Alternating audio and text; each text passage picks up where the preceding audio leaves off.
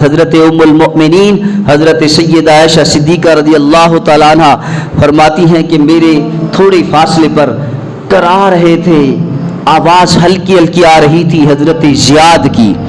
حضرت زیاد کی آواز آ رہی تھی۔ حضرت عائشہ صدیقہ رضی اللہ تعالیٰ عنہ فرماتی ہیں کہ میں قریب گئی، اسے پانی پلایا، پانی پلانے کے بعد میں نے دیکھا وہ سانس پھول پھول کر لے رہا ہے اور ایسا محسوس ہوتا ہے کہ وہ کچھ کہنا چاہتا ہے۔ حضرت عائشہ صدیقہ رضی اللہ تعالیٰ عنہ نے کہا، میں نے غور کیا، قریب ہوئی، میں نے کہا کیا کہتے ہو؟ تو حضرت زیاد کی اس وقت آخری لمحات میں روح نکلنے والی تھی، اس وقت حضرت زیاد کی زبان پر یہی الفاظ تھے کہ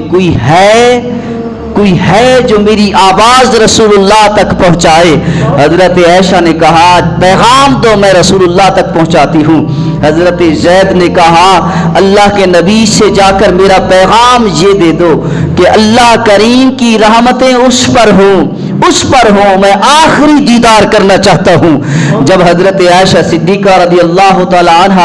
آقا کریم صلی اللہ علیہ وسلم کی خدمت میں آ کر یہ پیغام دیا تو آقا کریم صلی اللہ علیہ وسلم چل کر آئے،